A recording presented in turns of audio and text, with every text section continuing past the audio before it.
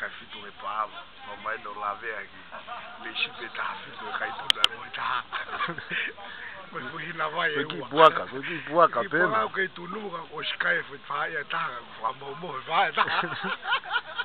Vai polo, ye? Mato. Não, eu me gostei, me fico lá ver que tem que bom. Então, tô bonito, então, escola civil do me faz tu mupere. Como é que tá vai bata? Passeamos mocinho tá cai de água.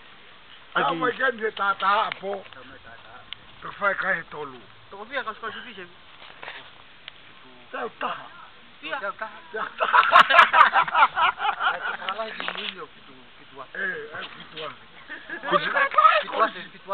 Fitu afetaha. Os caras com esse fitu ngau itongani.